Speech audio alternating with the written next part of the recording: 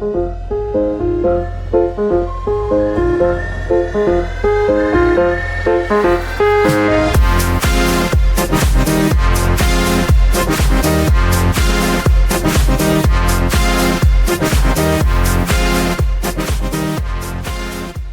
right, and we are live for episode 16 of The Expert and the Idiot. We're here today with Jackson Fontana of Jackson Fontana Pythons.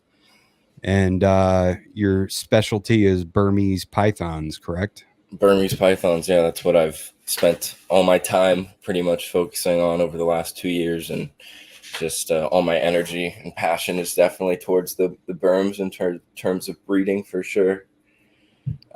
Big on large constrictors, especially the Burmese pythons. Yeah. Nice. I'm repping my my US Arc Florida Burm shirt today.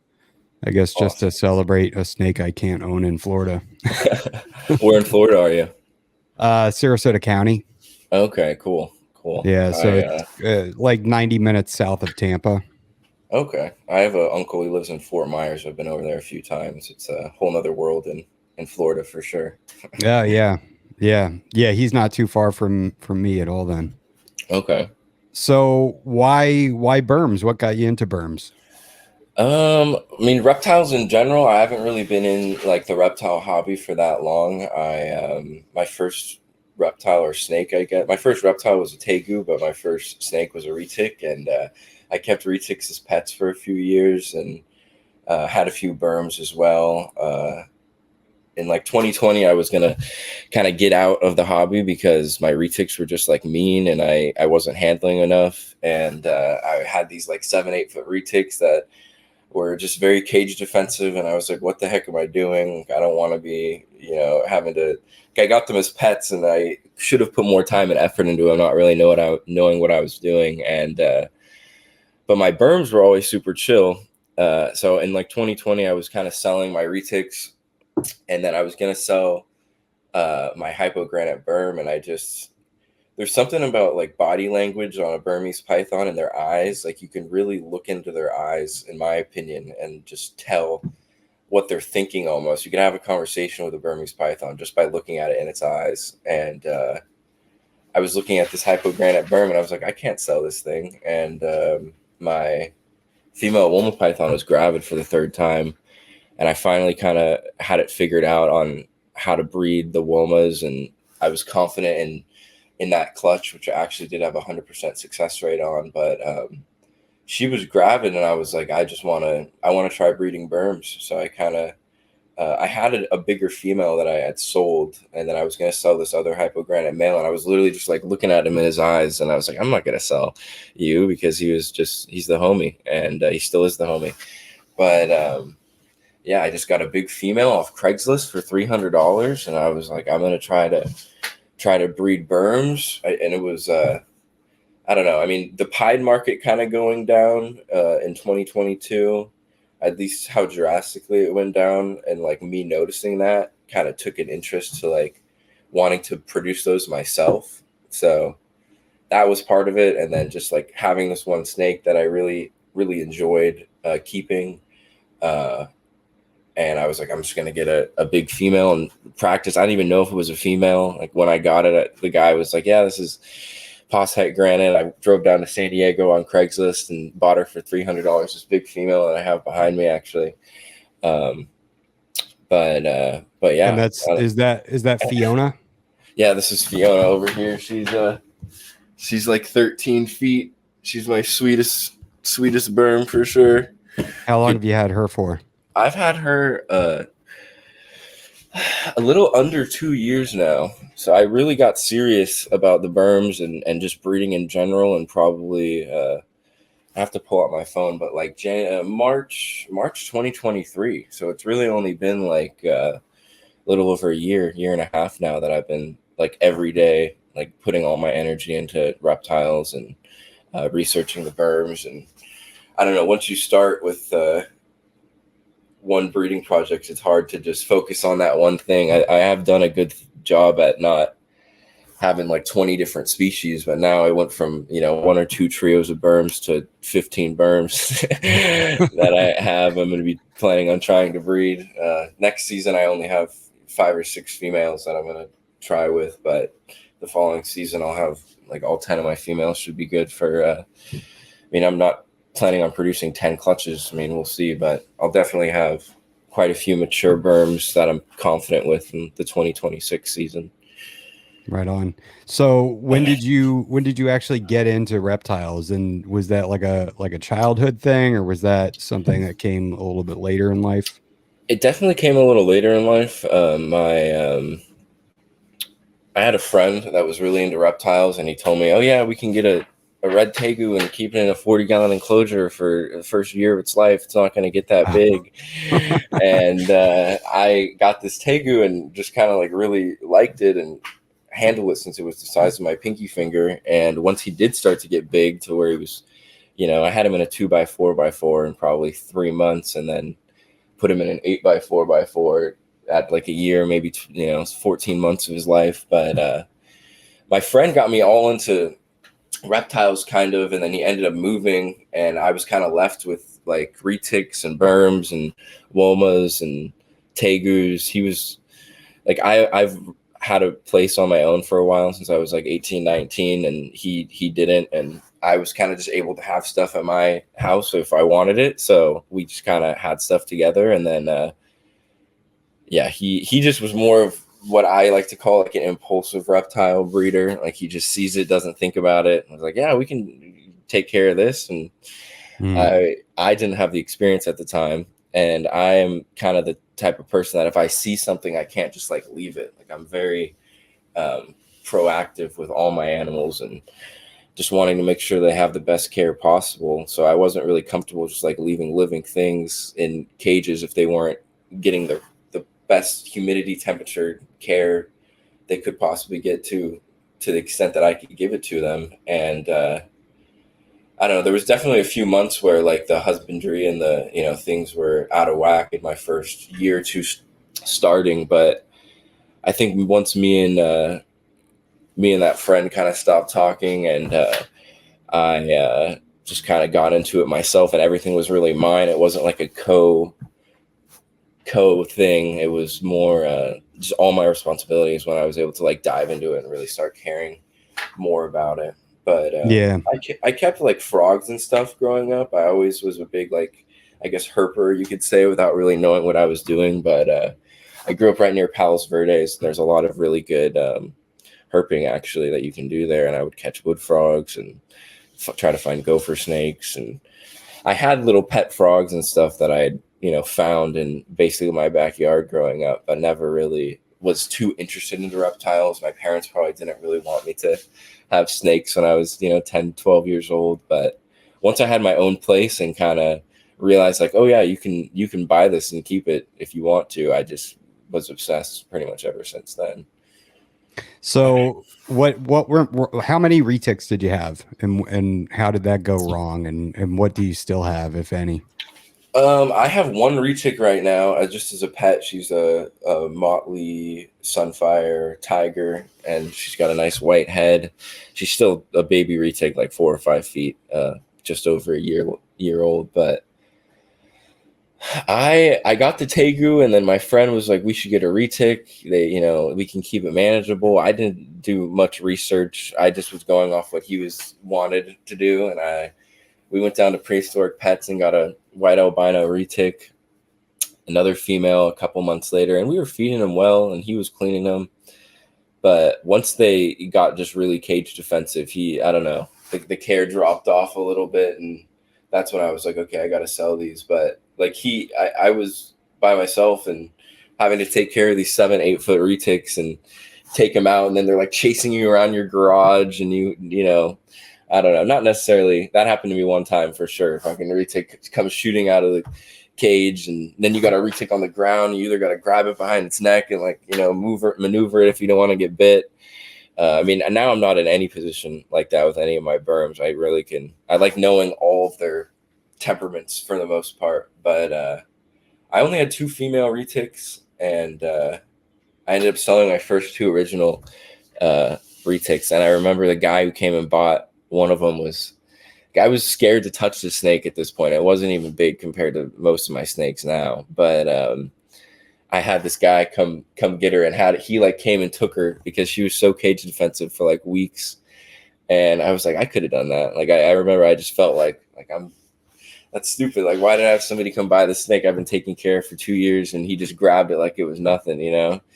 So do But you think it was you? Do you think it was your body language and like uh, it was I mean, picking up on that? you can't be scared. Like I feel like these snakes, they really can. I mean, maybe sense your fear a little bit, and then they'll like give into that, where they know that they kind of have that one up on you. If you're literally timid to like reach in your enclosures, you definitely have to be like the one who's in charge. Like that's your snake. You're the only one that's responsible for taking care of it. Like you have to take the snake out if it's gone to the bathroom or ruined its enclosure in any way. So, I mean, it was definitely me and just not being experienced with handling a snake of that power and size. And um, yeah, I mean, don't get a retic for your first pet unless you know exactly what you're doing. You can definitely grow with the animal and learn with the animal, but if it is your first pet, yeah, I kind of thought my friend was going to be doing most of the work, and I didn't take into account, like,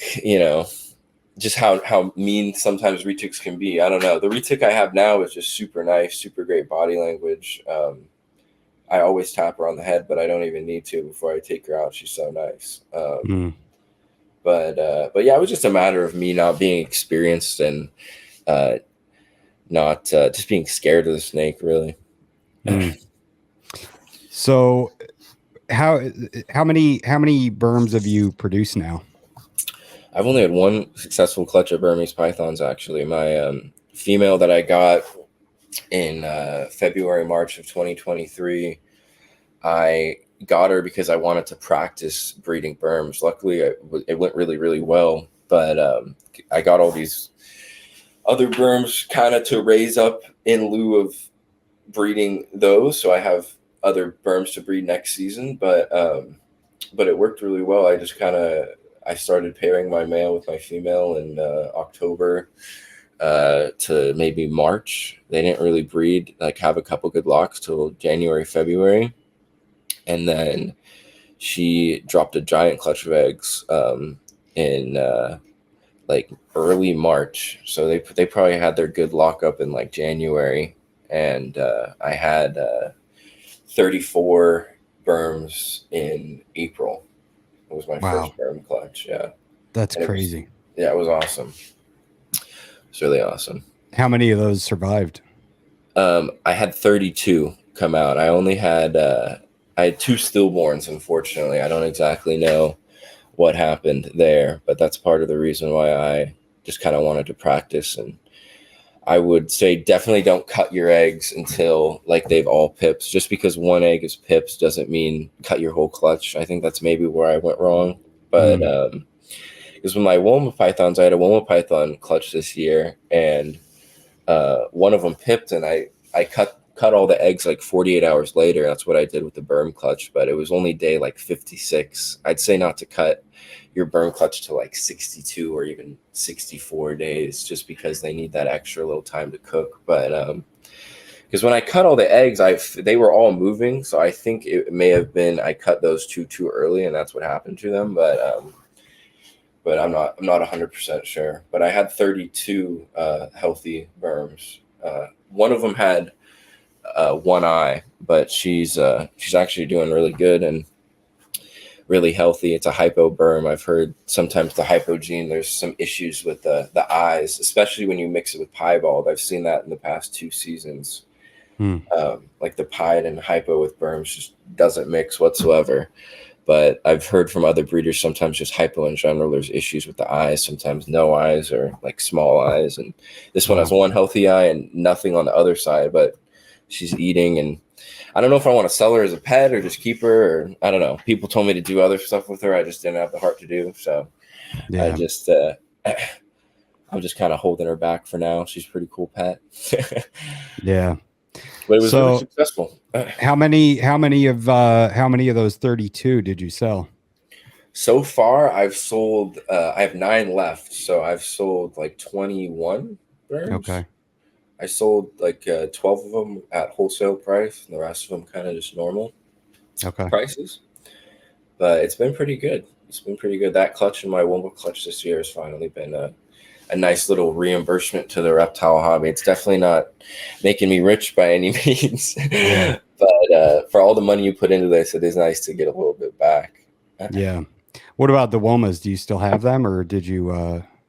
No, I do. I have my Womas. They're paired right now, kind of for shits and giggles. It's a little warm, but my female and my male are really healthy, and I've been pounding my female with food for not pounding her, but she's been eating well since she dropped her last clutch in March. So I was just kind of trying to see if they wanted to do anything, but she dropped 10 good eggs, and I had 10 good babies, which is pretty rare for an Aspidites clutch. They're pretty hard to incubate. It was my third clutch of them, and the first clutch I had, only one hatched out. The second clutch, my incubator went bad, and then the third clutch, I had 10 eggs, and all 10 hatched out. So that was nice. What do you attribute that to? That success rate?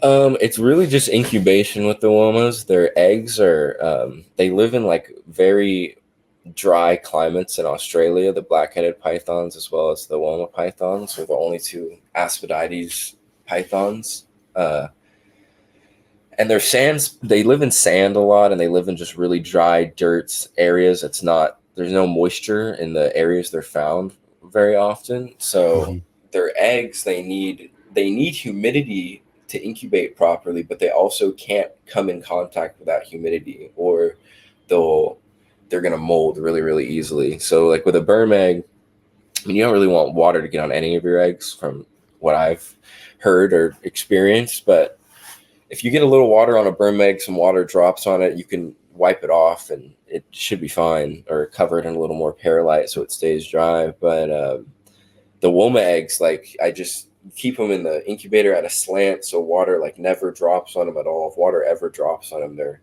at a high risk of going bad. So I think that's just the issue with Burm eggs. You have to, like sim containers, I don't think would be really good for Burm eggs, because you have to, or not Burm eggs, pardon me, Woma eggs.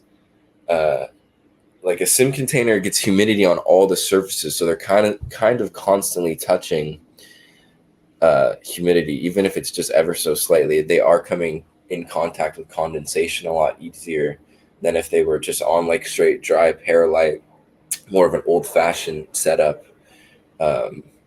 I like to keep them at a slant, but yeah, just basically not ever coming in contact with water is what's important for Woma python or any Aspidites eggs, from what I've heard. Nice.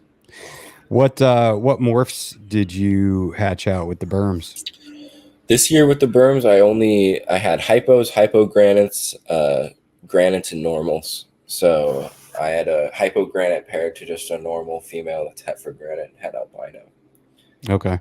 Now I know you told me, and I totally forgot. How many of those did you wholesale, and how many did you sell to individuals? I sold 12 at a wholesale price, and then I sold the rest at just like the market price, pretty much. Okay. And the ones that are going to individuals, are you vetting these people at all, or is it just they get a Burmese python and they have a good day? I mean, it depends. I feel like if you want a big snake and you don't have experience with big snakes, a Burm is probably the best way for you to go, because they are a lot calmer. It's like a big ball python. The only thing you really have to worry about is how big the snake is going to get, because they will get big. I actually vended a super show for the first time. That's where I ended up doing the wholesale deal, but it was almost like I was talking people out of it every time they came to my table, because like I don't want to bullshit somebody and tell them like, yeah, a male's only going to stay 7-10 feet, and yeah, I'm not going to lie to somebody just to make a sale. But there's definitely been 2 or 3 people that they don't have much experience with big snakes. They keep reptiles, but they don't have a green anaconda or Burma or a retic. And my biggest thing is just making sure they know what they're getting into. I think, minimum enclosure is going to be like 6 feet in length, 3 feet in depth, and 2 feet in height. I prefer 8 feet in length, 4 feet in depth, 2 feet in height as like a minimum enclosure size. So, I mean, I tell everybody that before they are to purchase a snake. But no, I haven't really like turned anyone down because I didn't feel like they didn't have enough experience per se. I feel like as long as you do the research and you know what you're getting into, and you can keep these snakes they're relatively small for the first 2, 3, 4, 5 years of their life, depending on how much you feed them. You can keep a male under 7 or 8 feet, and he's still a very healthy Burmese python. But if you wanted to get that snake bigger in the first 2, 3 years of its life, that's also a possibility, depending on how much the snake is fed. But no, with vetting, I just kind of make sure they know exactly what they're getting into beforehand. I'd say that's the furthest step that I go to. Of course, it's always, I feel a little more comfortable when the snake is going to someone that has burms or retics already. But I mean, I kind of got into snakes by just diving right in, so I kind of get both sides of the spectrum. But Yeah. but Yeah, you're probably thinking like, who am I to tell them not to do it? I did it. yeah, exactly. Especially with the retics and just like the tegu and stuff. It's like maybe get smaller reptiles in the beginning, but I like big stuff. So I mean, I've Yeah. wanted a big water monitor for a while, but I'm responsible enough to kind of just wait. Yeah. Get up, set it up. That's next on my list. That's definitely on my list. I'd like to get a Yeah, black dragon at some point, and I'm just going very slow with it because I want it to be that I'm building the outdoor enclosure and a pond and stuff before I get it, you know. exactly. Yeah. I've So what about safety concerns? Are there are there any safety concerns or any, have you had any close calls, anything what are um, your thoughts on that with the big constrictors? I mean, that's why I kind of prefer raising them from hatchlings, and you really get a good gauge on, even though I have 14, 15 berms that I'm keeping and raising up, you do get a good read on all their personalities. You know who to be extra careful with and who you can be a little more chill around. Um, but for the most part, I haven't really been like bit by anything huge. I think if something big, even this snake, were to just tag you, it's not that big of a deal. I've been tagged by a snake not that size, maybe like a 55-pound, 12-foot berm, which is pretty big. It's pretty she, big. she's about 30 pounds heavier than that now. But if the snake just tags you really quick, you almost don't even know what happened until it's over, because you get this like rush of adrenaline. It's just quick. There's no pain in that. It's when a snake wraps you up or gives you a food bite or something like that I would worry about, especially a snake like this, which she's my best girl. Like, I'm really comfortable around her more than any of my berms. But and I could reach in there and just pet her on the head without tapping her. Not that I do that very often, but there is that slight chance that if that snake wrapped me up, I mean, that's why I keep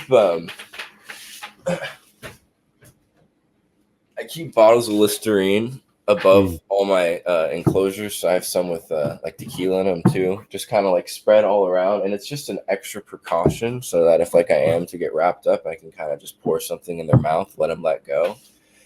But I got wrapped up by a 9-foot albino female, maybe 8, 9 foot, 20, 25, 30 pounds. It was a while ago. It was like 6, 7 months ago now. And I was just feeding her, and she went right past the rat and grabbed my hand and wrapped me up. And I didn't have anything to pour on her, and like walked outside and put the hose over me. I don't know. I think safety, to get back to the original question, I will never handle one of my big girls or big snakes with just like one, like by myself. If nobody's home, and I live with 3 other people, like in a 4-bedroom house. So if I'm gonna clean this girl, I'm at least gonna like keep the door open and tell my friend like, hey, I'm in the garage, I'm cleaning this girl. I would not, even if she's in the, goes to the bathroom and there's nobody home, I'm not gonna, even though she's my sweetest snake, I'm not gonna take her out and handle her. Even though I take her out and put her in a bin by myself, I at least want to have somebody 10, 20 feet away that I could yell at, just in case there is something to happen. So, in the long way of rambling and answering your question, basically just keep people close by. If the snake's 8, 9 feet or bigger, I mean, I personally feel like even if that snake bit me and wrapped me up and I was by myself at this point, like, it's not gonna.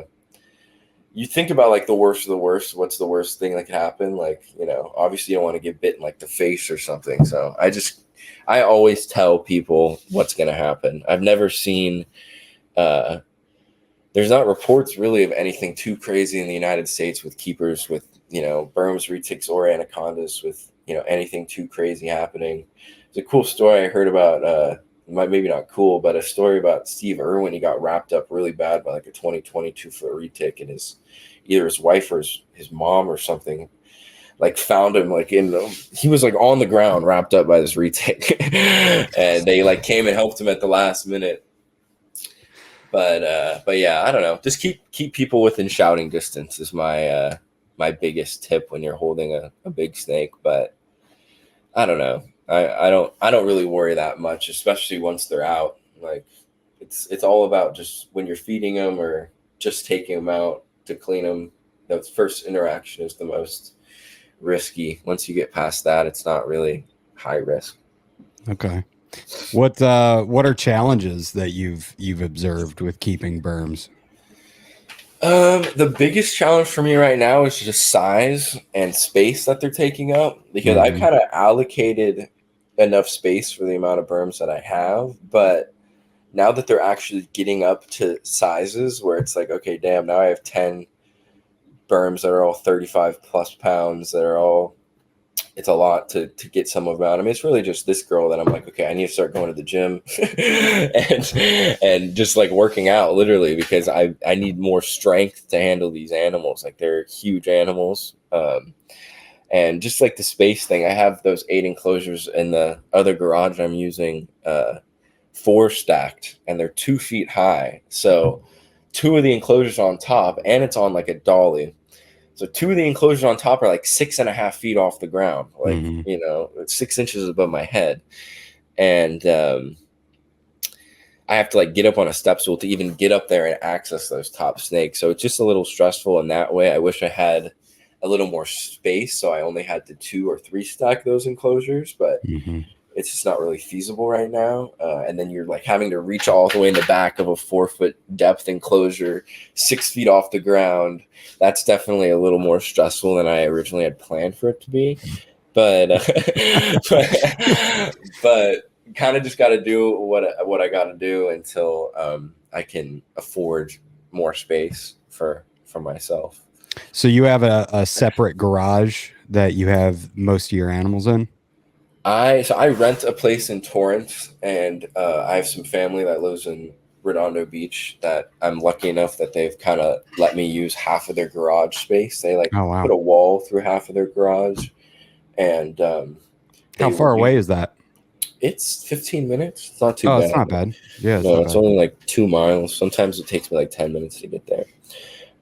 But they had half of their garage just like empty, and I kind of coerced them into letting me use it for the berms, just because I had so much stuff here and I was worried. I mean, at this point, the owners of this house that I rent, they know about the reptiles, but they had like a no animal policy, and I kind of tried to tell them about the reptiles, and they were like, no, what do you mean snakes? And I just kind of kept it hidden. So when they'd come over, I'd literally just put a big tarp over all this.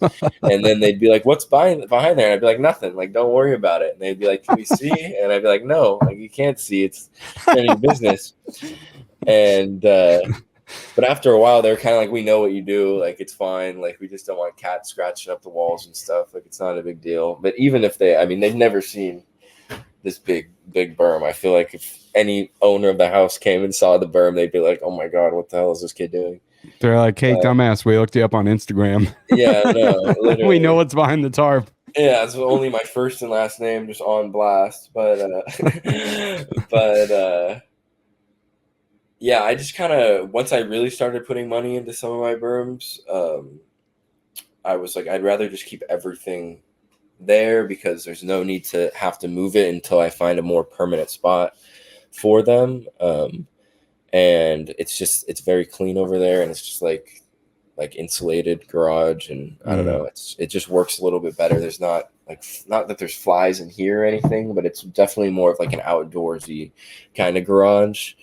That garage is just way more closed off, and it originally just started because I rent, and I didn't want like to have this whole space just be overflowing with enclosures, and like I didn't want to get kicked out of my living situation for reptiles or something. So I originally just wanted to have all the berms over there, and I've had them over there since like July of 2023. It's been a while, and I still haven't completely moved all my berms over there. But I'm actually going to be doing that in the next like week or so. All 16. Oh, I have 16 enclosures there, but I'll have 15 berms there, and I won't have any berms here. It'll pretty much just be like my other like pets that I'm keeping here. So what's the ambient temperature like in the garages? And because you said that it's insulated, what's the winter like and the summer like in your area, and what kind of temperature fluctuations are you dealing with? It's been hot actually. It's been really hot here lately. What's hot for you? It's so here it's actually like 10 degrees warmer over here than it is over there, but like indoor temps have been like 80 degrees pretty much. Like just sitting at like 80 degrees. My garage at my parents' house has been going over to like it's been going over 85 degrees sometimes during the day. And luckily there's like an AC in there. So I run the AC down to 82 degrees just during the day. And at night I turn it off, and it still will get like 83 degrees in there sometimes. Luckily, it's actually just starting to cool down. Last night we had it was maybe 65 last night. So it was the ambient in that room was like 79, 80 degrees. Nice.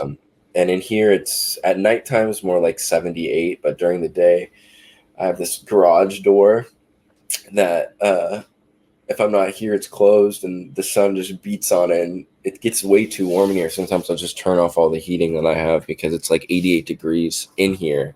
It's ambient, which makes me just a little anxious, but I mean, I feel like for the most part, everything will be fine. But yeah, it kind of fluctuates. The garage over there, I can keep more controlled because there's a nice air conditioning unit like built into the space. But is it pretty dry there, or do you guys get a lot of rain? it's pretty dry. We're just a step below being considered a desert here in like Southern California, LA County. We don't get very much rain at all. The past, I mean, it hasn't rained much in the past few months, but it's been a little wetter the past couple seasons. I feel like humidity though isn't too high. It's definitely not dry, but maybe like 50 or 60% humidity. I definitely have to mist all my enclosures pretty much every other day or every day just to make sure everything's pretty much. Yeah, I don't like when things are too dry. So like if I keep all my snakes on paper, so that also kind of makes it a little harder for humidity as well. But so I will just kind of mist them and mist their paper pretty much every other day or every 3 days, because I don't want a snake to just be sitting in a dry enclosure for 4, 5, 6 days straight. I'm actually looking on adding like a misting system to those 8 new enclosures that I just got, because I can just like flip a switch and then everything kind of mists at once for a second. Nice. But it's been a struggle to make everything perfect. I'm kind of a perfectionist, and that's why I've taken so long with those 8 enclosures. I want them like all lighted nicely and heated perfectly, and all the heat panels to like look exactly the same in all of them. And putting too much effort into making it perfect. I should just get the animals in there. Yeah, I do the same thing. I think it's worth it. I think that you're happier long term, because I feel like when you throw things together quick and then you step back and look at it, you're like, damn, I should have just taken the time, and made it exactly like I wanted. And then, like with me, I have substrate. I remember I didn't seal one of my enclosures, and then like put any like a bead of silicone or anything around the bottom, and then I was misting it, and my OCD just got to me thinking like, man, those screws, what if they rust out and like I have to deal with something 10 years down the road? And I just pulled all the substrate out and sealed it. Who do you have your enclosures from? Those are some nice enclosures behind you. So these ones here are custom reptile habitats. Okay. And this one here is a local guy that makes cages for me. So these are 6x2x2 for Argentine. This will be Argentine, and that'll be a BCI or a BI girl rather. Okay. And And do you do boas mostly? What are you mostly breeding or into reptile wise?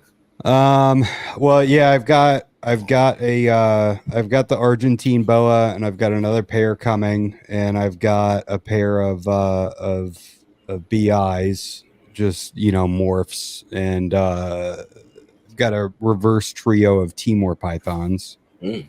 Why and reverse? two males and a female, just because it worked Yeah. out that way. Initially, I was Okay. just going to get a pair, and then I had the opportunity to get another male at a good price, and I just jumped on it. And Awesome. You yeah, have to. they're all yeah, exactly. I mean, and they're captive bred too, all three of them. They're all from Ryan Young.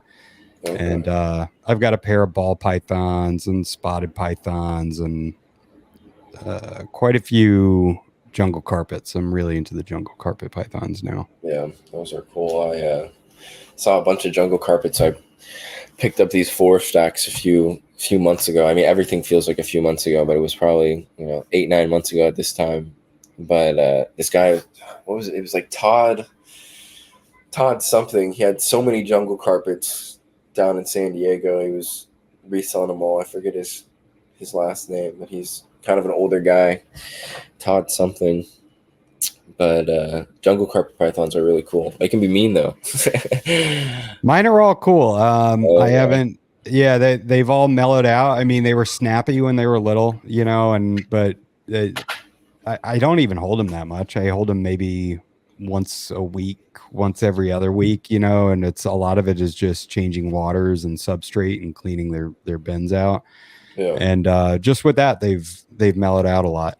And I do some really intentional handling of them as well, just taking them out, spending 5-10 minutes with them.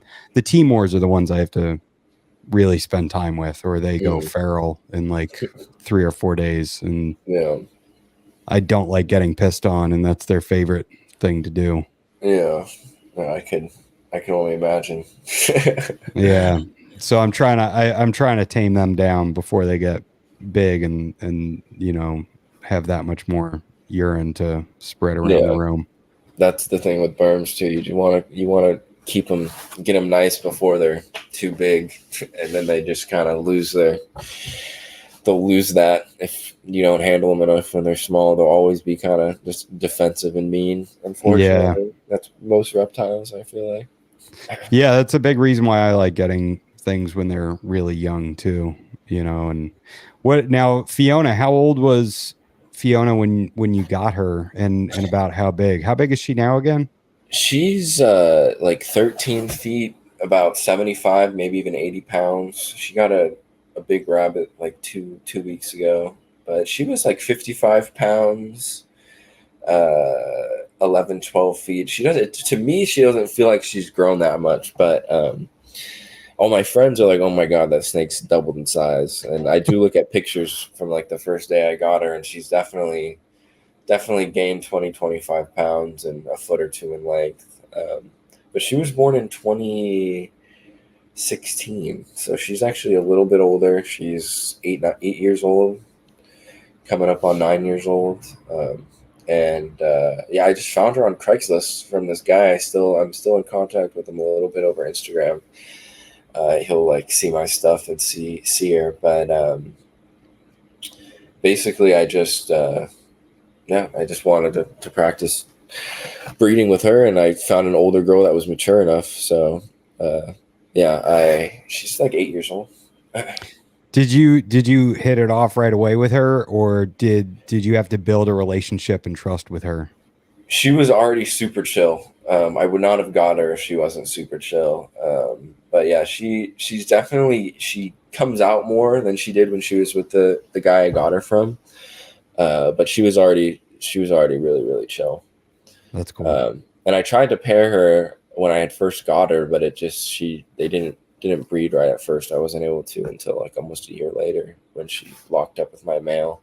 Is she het for anything, or is she just a normal? She's she's het for albino and granite, Okay. and my hypogranite male that I bred to her wasn't het for albino or anything, so there's no albinism in the the clutch, but everything should be 50% het albino as long as she is a true het albino, which I didn't prove out. But yeah, just granites, because he's a visual granite and she's het granite. 50% of the babies are going to be granite, and then since he's hypo, same thing. Like 50% of those would be hypo. So I got like 25% were hypo granite. Still have like 6 of those actually right over here. That's what's so cool about berms is they look fantastic when they're just normal. I mean, just a normal berm is beautiful. The hypos are beautiful, and there's a caramel morph, right? Oh yeah, there's a few lines of caramel. Yeah, those are beautiful too. Yeah, it's kind of weird. I mean, I'm probably gonna get shit for this, but like there's like champagne, hypo, caramel. There's a couple lines of caramel. I mean, I definitely see the caramel in some lines of caramel, but to the normal person, you can't really tell a huge difference between like some lines of caramel and a hypo or like a champagne. They're all kind of similar, like just lighter morphs. But like the Way line and the Gulf Coast caramel line are the 2 main lines of caramel out there. But they're nice because they're crazy. Yeah, they are crazy. They're nice because the hypo and the pied doesn't work, but the caramel and the pied works. So, and the same with champagne, which actually hasn't been done. I'm sure you can mix, like, you can have hypo champagne, champagne granite pieds, whereas you couldn't have a hypo granite pied, and it would look almost like a hypo granite pied or better because it's a champagne. But yeah, those morphs, they do get some of them get a little confusing because they all look almost not the same, but very similar. Until they get like more rich and old. Yeah. What other snakes do you plan on picking up, or are you just gonna, are the berms more than enough for you? I mean, seeing the caging that you're working on, it seems like your hands are full with them. Yeah, I'm pretty much only gonna be doing the berms.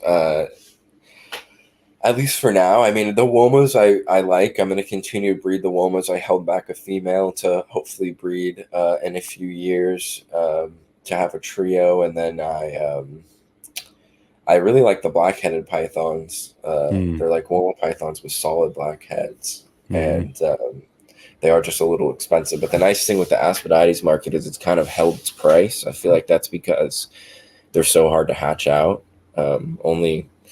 It's probably less than 20 clutches a year of blackheads. One was probably less than like 30 or 40. But yeah, they've solidly held their price at like $1,000 to $1,200 for a baby blackhead. So I've kind of been waiting a little just because it's a lot of money to throw into a trio, but it's something I do kind of want to do. And I also like rough-scaled pythons. It's another Australian species, which is kind of just a coincidence. But I held a rough-scaled python in Texas a few years ago, and they just feel really cool. They look really cool, and they're really rare. I really don't see them very often up for sale. But if I could get a pair of rough-scaled pythons, I think that'd be really cool. Yeah. Just figuring out kind of how to breed those.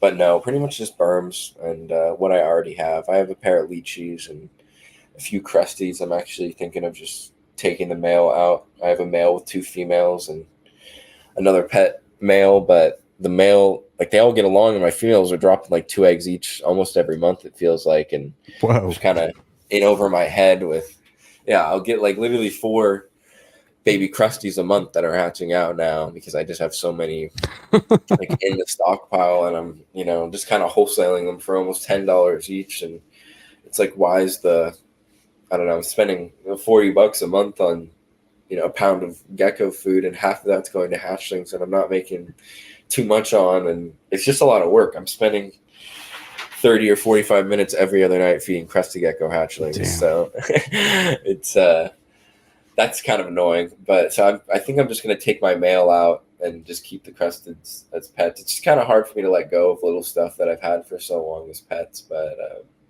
it's mostly just berms, and just the leechies I take a little more serious breeding. But it's just the one pair, and they still shit so much. It's, I couldn't imagine having 4 or 5 pairs of leechies. Adult leechies would take hours to clean. Yeah. I mean, everything already takes hours to clean, but The But yeah, I lychees, just what locality do you have? they're GT like new Anna cross. So Okay. they're pretty it's a apparently the dad was from a pure GT to Nuana and the mom was also from pure GT to Nuana, but I'm not 100% sure, but they are really big. My males weighed as much as like 292 grams and Damn. my females like 270. Um, but they fluctuate kind of like give or take 10 or 15 grams. I weigh them pretty often. But they're just really big, impressive lychees. At first, I was like, oh, I need to get something like a Yate or like a really true GT type A because I wanted that like 350, 380 gram Mhm. lychee. But then I've got my male, he's already kind of, it's like, what's 50 or 100 grams really going to do? It probably would do a little, but I don't know. Like a big gecko is a big gecko. I don't feel like you need that like extra maximum amount of weight. Like, I got a good Yeah. deal for him too, so I just kind Yeah. of went with him. I love the lychees. If I ever get one, it'll probably be the Yate, so I can get the biggest gecko possible. But I Yeah, don't there's know. like there's sorry, what were you saying? No, I just I always every time I get anything, then I want a female and I want to breed them, and I know it's just going to be more work, and I'm busy enough. Yeah, I'll see like Dallas Zoo line Yate, and I'm like, ooh, like I want to get that, but because it's the male is like 415 grams or something, but then you're like, I don't need to spend X amount of money on something that's just going to take so much more work and time. And Yeah. if you buy adult lychees too, pairing them is like sketchy. There's a Hmm. good chance you put your male and female that you just spent 2,000 each on, especially if we're talking like GTA stuff. You could be spending $5,000 per lychee, and then you put your male and female together and check them in 2 hours, and your male's just ripped to shreds on the ground. No, I've never had something like that happen to me, but I've heard the craziest stuff. And Yeah. part of the reason why I got these is because they've been like living in the same enclosure for 3 years, and they're more of a bonded pair. I actually just had to separate them because I was just sketched out the male. Like they were like all locked up, and the female had a little thing on her, like worse than I had seen before. So I kind of have her separated, and I don't really know what the exact plan is on when I'm going to get her back in. I think I'm just going to put a lot more cork bark in there so they have more space to hide. And I have them a big enclosure. It's 4 feet by 4 feet, and like Wow. almost 2 feet in depth. It's huge. This enclosure right here. But Wow. Yeah, that's yeah, huge. it's a huge lychee enclosure, and but I just feel like, and I have two huge cork hollows in there, but I just feel like I need to put bark more on the sides and just more hiding areas because I just feel like if the female needs to get away, vice versa, they'll be able to do that a little easier. And I would hate to come down to my enclosure one morning and there's a big gash taken out of one of them or something like that, which just unfortunately is kind of the dark side of reptiles people don't talk about, especially if you're breeding. But Hmm.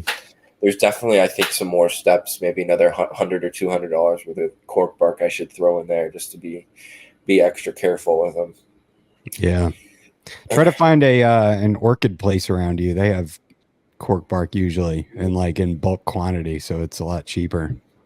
Thank you for the tip because yeah, it's pretty expensive online. I was been like texting gecko people if they have any extra cork bark, like local gecko people. Yeah. Yeah, we have a an orchid like greenhouse like fairly close to us within an hour, and they have like 3 foot by 2 foot sheets of cork bark that are Mm, pretty affordable. yeah, I should definitely look into that. There's a lot of flower places over here. Where are you Yeah. located? Sarasota, it's like 90 minutes south of Tampa, Oh, probably like 45 minutes north of where your yeah, yeah, family's at. yeah. I had asked you. I'm sorry. I'm bad.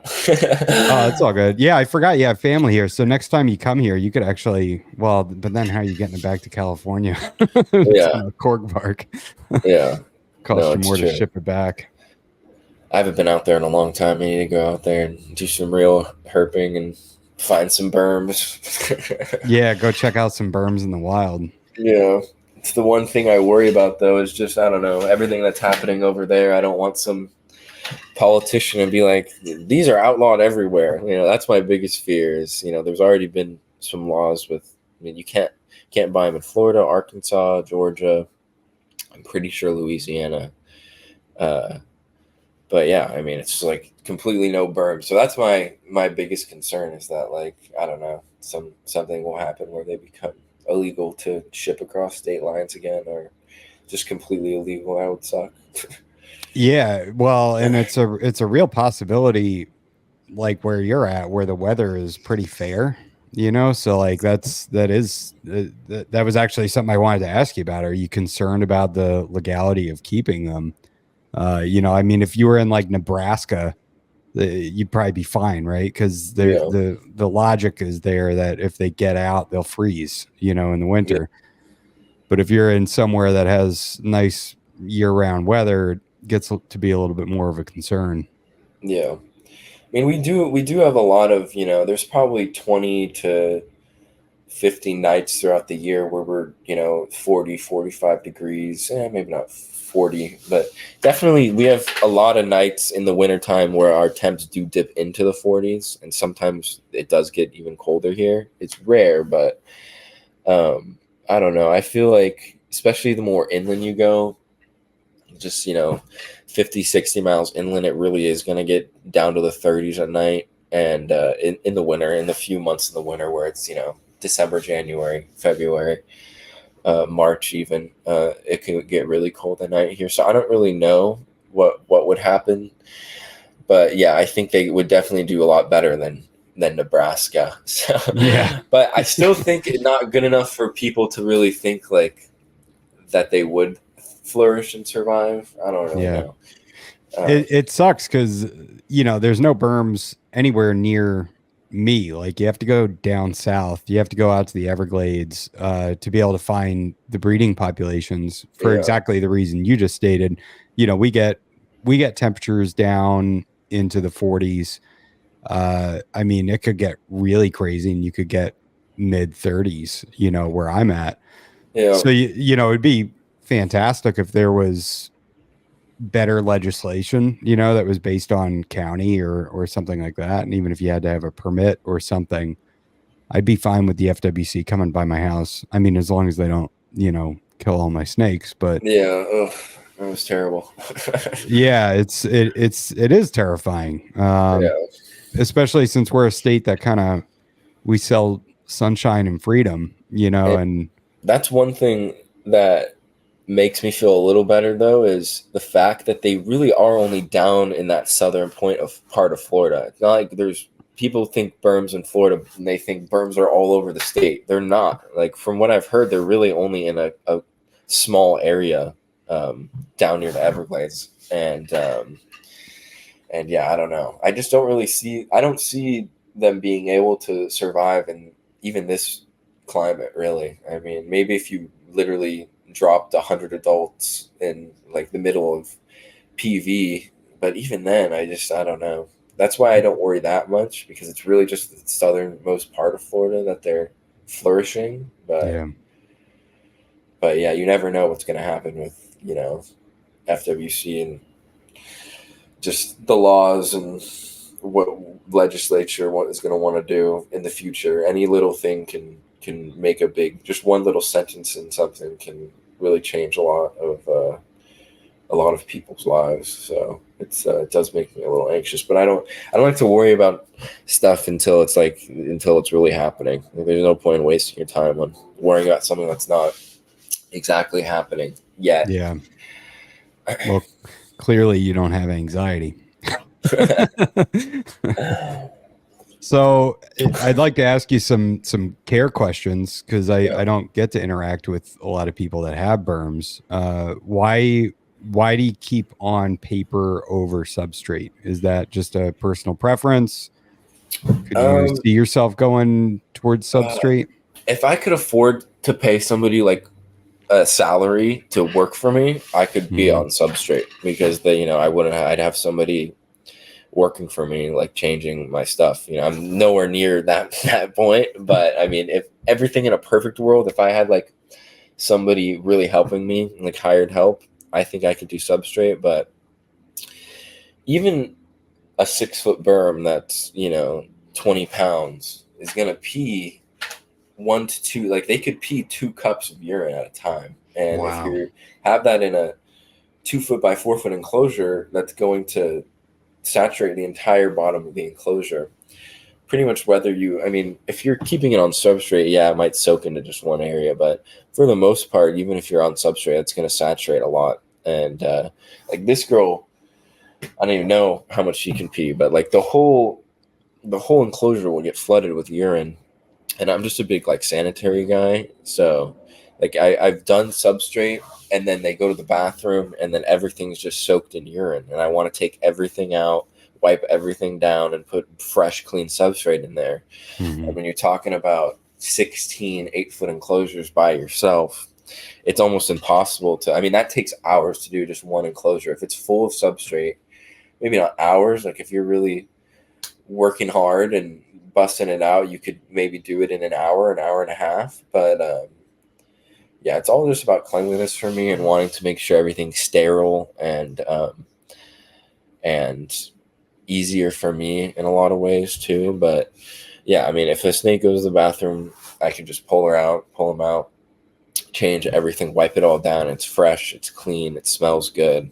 Yeah.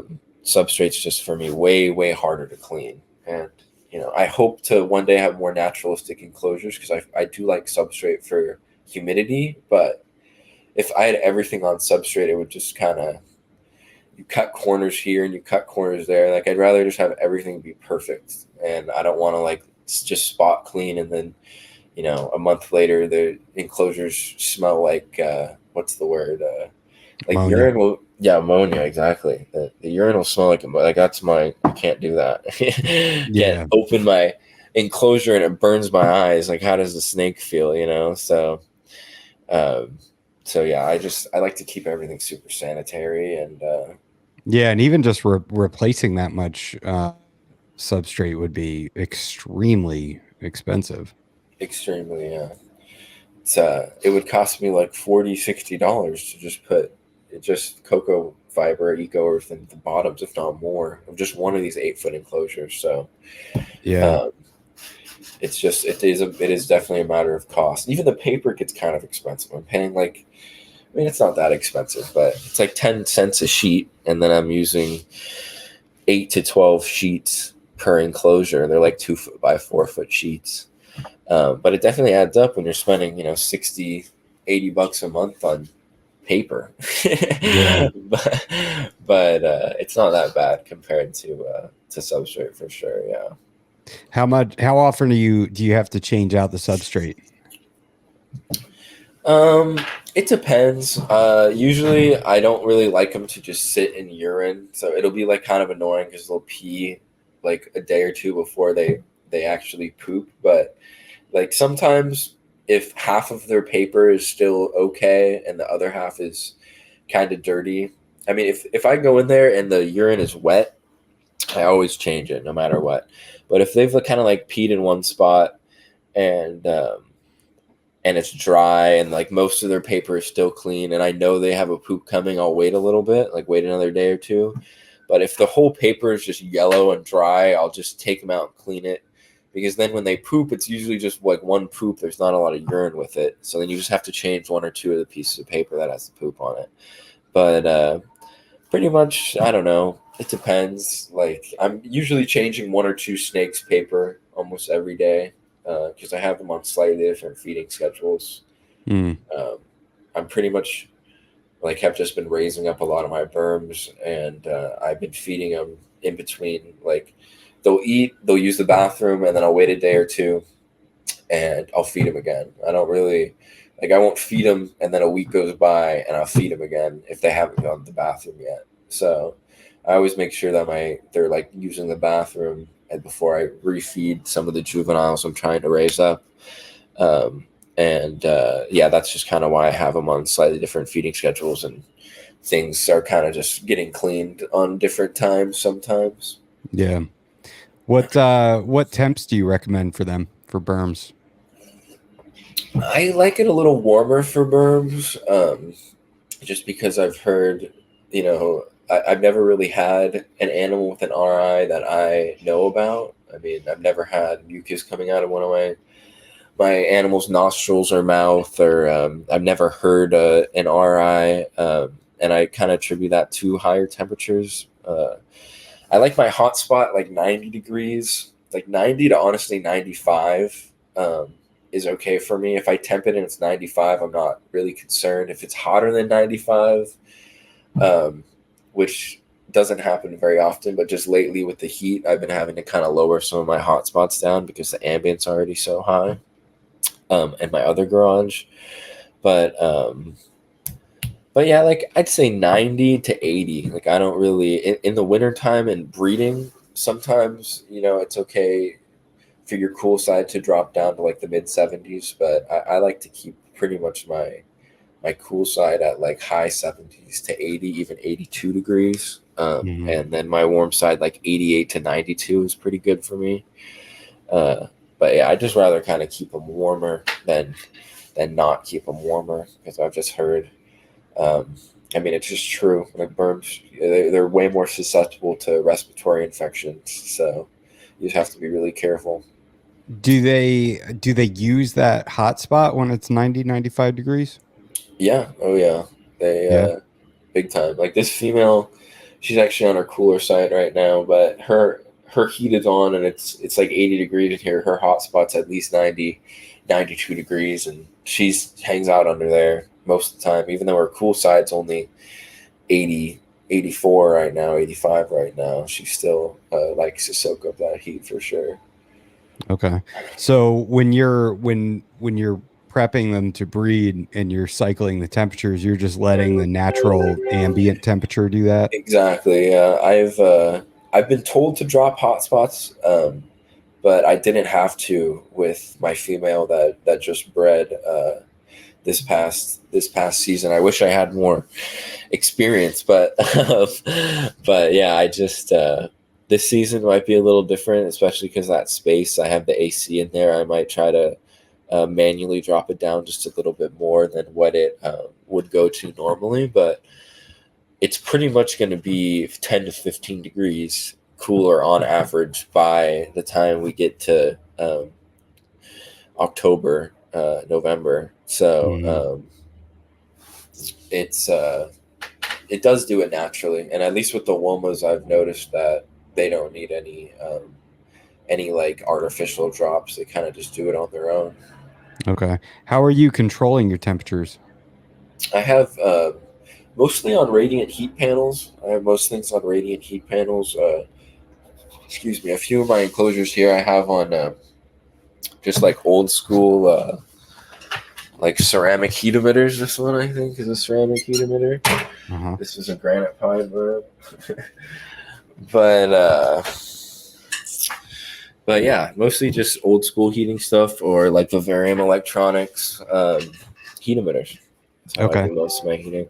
And how are you controlling the hotspot though? Do you have it hooked up to like a herpstat or a probe or For all everything on a heat like a radiant heat panels on a thermostat. These I kind of just have been able to, like anything with a bulb over it, like a heat emitter. I've kind of just been able to doctor the wattage up. Like if it's too warm, just put a one with lower wattage in there, or if it's too cold, just raise up the wattage a little bit. I used to like hang them if like I would just leave it in there. Like back in the day when I had a lot more just like glass enclosures like that, I would like tie a rope to the ceiling and like hang it depending on like where it needed to be on the hot spot. If it was too warm, I would like raise it up a little. If it was too cold, I'd put it closer to the surface it was warming. nice? Yeah. All right. What about how often are you misting? I know you mentioned with the Yeah. humidity, it's hard to get that. My hatchlings, I have them all in the V18 tubs, and their hot spot's like 90 exactly, and their cool side is like 80, and or whatever the ambient temperature is in the room. Uh, Yeah. but I just have them on paper towel, and their paper towels are dry every 24 hours. I'll check on them, and they're pretty dry. So I'll miss the hatchlings every single day. And then the rest of the stuff I kind of just go off of shedding. Like if they're about to really go into shed, I'll miss them a lot more. If um, And then other than that, pretty much just like once every 2 to 3 days, I take notes on pretty much everything and have a lot of a gauge on when things have happened last. So I just kind of stay on schedule with things, and I just don't want to leave something dry for too long. I feel like it's important that a snake gets a soak, every other week, or um, is getting misted at a minimum of once every 3 days, pretty much. You get 20 sprays with the Zep bottle or something. I need to get like an electric. I want to get an electric mister, or for those 8 enclosures I have, I'm really looking on getting an automated system. But it's just one more thing that's going to take me 2 or 3 weeks to get all figured out and dialed in. So I'm literally at the point where I've had the heating on in those enclosures for like a couple days, and I might even just throw my 8 females that I'm planning on putting in there today, just to kind of start getting them, more. I feel like they'll maybe come into size a little bit more. I don't know. I have them in 6 foot by 2 foot by 2 foot enclosures, and the berm's just really. It's really about how you feed them, but once they have more space too, I've noticed they grow a little bit quicker, and I'm just trying to make sure I have enough size on my visual piebald females for my next season. Do you think that they get that extra size when they have more space? Anecdotally, do you think that they get that from having more movement, having more space to move, and That's my thinking. exercise? Exactly, that's my thinking. It's just like they'll have more energy to burn, and more space to explore, which just gives them more exercise and helps things digest quicker, and just overall I think just helps them as a large snake, because now I've those enclosures they're 22 inches in depth, so almost 2 feet, the 6 footers that I have right now. Mm-hmm. And all the females that I have in there, they're all coiled up, and they're just as big as the width of that enclosure. So Wow. I feel like them having more than enough space is really gonna help them explore. They don't have much space to explore right now, and really stretch their entire body out and do too much stuff. So I just want to make sure they have enough space to fully move around. And I do think that exercise and just movement really helps them grow like in a healthier way, for sure. Do you take them out so they can like explore around and move and get enrichment in that way? I do. It's a little tricky. My the other garage that I have them in, it's a little tight, and then my backyard there, it's not huge. There's like plants lining the whole like grass area, so like I've had snakes kind of like you're chilling with them on the grass, and they like go off into the like bushy area, and then it's like wrapped in a bush. Like I've had a couple situations where it's pretty hard to get them like off of plants or something, but as long as you do one at a time, it's a little bit easier. I really wish I had like a field or just like a proper backyard that didn't have any it wasn't all decorated all nice with like plants and stuff. Yeah. And like the wildfire retics guy, I forget his first name, but the big buff guy that has all the retics on, I think he's in Utah. His facility is just beautiful. Like he has just a giant warehouse, and then he opens up the giant door, and it's just like field where you can take out 10 retics if you want, just let them cruise around, and you don't really have to worry too much. Maybe not with 10, but you can take 3 big girls out and kind of let them explore, and even if one goes 20 feet away, it's not the end of the world. You don't have to worry about someone getting tangled up. But I find enrichment to be really, really important. Yeah. And it's all about, wanting to keep your snake nice and friendly. So I definitely like to handle them to make sure that they're still the nice, friendly, sweetheart snakes that I love. Yeah. Yeah, I'm on half an acre, and I've got some trees though that are big, and that's like one of my fears is that when I take my snakes outside that they'll, make it for the tree and then get up in the tree and I'm just like screwed Yeah, because they're in that'd this be giant oak tree. yeah, that would be insane. That would definitely be insane. But I take one out at a time, so it's never really a big deal, but anxiety, Yeah. Oh, yeah. I'm a big anxious ball of anxiety. Trust me. um, but yeah, I mean, I do feel it. I feel bad sometimes because I have so many that I do want to give them more enrichment, and sometimes just taking one out every other day, it doesn't feel like enough. But yeah, I try as much as possible, and I hope as time goes on, when I have more space, hopefully in the future, it'll just make things a little easier. Yeah. How often do you change your water bowls? My water gets changed like completely twice a week. I'll make sure to change it pretty much. Like, yeah, I mean, it depends. Like, pretty much, yeah, twice a week. Sometimes water will just go down and I'll top it off. But for the most part, if not twice a week, they're getting a full takeout and wipe down once a week.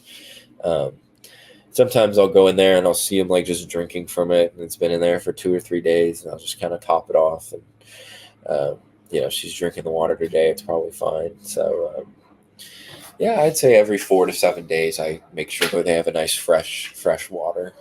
Okay. What are you using to clean or sanitize your bowls? My bowls, I scrub them out with water and a little bit of dish soap and a sponge. I have a nice little sink in the backyard. Actually, I wish I had a sink in my garage, but there's a little sink to the side of the back that I just kind of take everything out and give everything a nice little scrub down. Nice. You do that all in one day, or do you kind of split it up since you have so Uh, many animals? I split it up a little bit. I'll do like three at a time, so I'm Yeah. pretty much changing water bowls like every day. But I just do them like three at a time. And when I'm changing their paper, if I take everything out, I always change their water, even if it's been only a couple days. I just give it a freshie. But Okay. What about do you think that it's necessary for them to have a bowl big enough to soak in? Do you ever offer mm, that where they can get in there and just hang out? no, I don't, unfortunately. I mean, I have, so like these enclosures, this one that she's in, I have this like giant water thing that I've been using the whole time. Hmm. But for the most part, everything else is just in like a large dog bowl, like a ceramic, like kind of dog bowl for them to Yeah. just drink. But no, it's definitely, I mean, at the garage now that I have all the big enclosures in, I definitely am not gonna put something that size in there. I'm just gonna keep it with the larger ceramic circular bowls. But if I had like a water vacuum or just some kind of pump to suck them out, maybe I would do it. But I haven't. I don't really see my berms soaking like in their water very much when they're small or at any stage in their life. So no, I just kind of leave the water in there for drinking. Okay. Do you find value in offering like a day night cycle? So like do you have automated lighting that comes on and off, or is it mostly just the ambient light from outside? It's all ambient light from outside, pretty much. That's an issue with the other garage that I have now. I'm thinking of getting just some kind of LEDs. I wanted to put LEDs in each enclosure, but the wiring is just a little too stressful, and I don't want to. I feel like the less electrical appliances, the better, because it's just less risk for anything happening or being faulty. So I'm kind Hmm. of just leaving it with heating and then exterior lighting, but I'm considering just having that exterior light turn on for like 12 hours a day, just so they have some sense of like daytime, nighttime, light and dark. But I don't really think it's that necessary. I just kind of feel bad leaving my snakes in the dark for 20 hours at a time Yeah. sometimes. So that's the only reason why I've kind of thought about that now that I'm going to have all my berms over there. But but yeah, nothing like interior LEDs that I have doing that now. What do you think about UVB? Do you think that's something you would ever offer? Um, I've never had UVB in with the snake, and I think if I had naturalistic enclosures, and that is kind of what I was trying to do, is have UVB in all of those 8 enclosures that I just did. But the way I would have to do it is by putting like 2 light bars in each, and then that's like 16 wires. And I mean, not Mm, that I couldn't do it with the wiring. I'm literally just, I want less electronics, so there's less chance of anything potentially yeah. going wrong. But I've never noticed it like being necessary. And berms, they do live in, they're very terrestrial animals. They live in more ground climates, swamp climates, foresty, wet areas where they're traversing really shady land and they're out of the sunlight a lot of the time.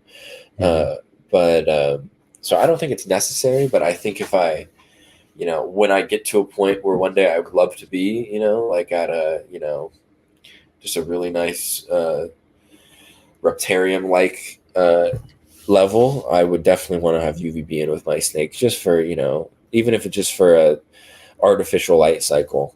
I think it's important, but it Yeah. can't be hurt. It can't be hurting them. I don't think UVB. I don't Yeah, think but from definitely. what I've heard, if you give them the ability to get away from it, or if you put it on one side of the enclosure where like the heat panel is, Yeah, that it shouldn't cause any harm as long as they can get away from it.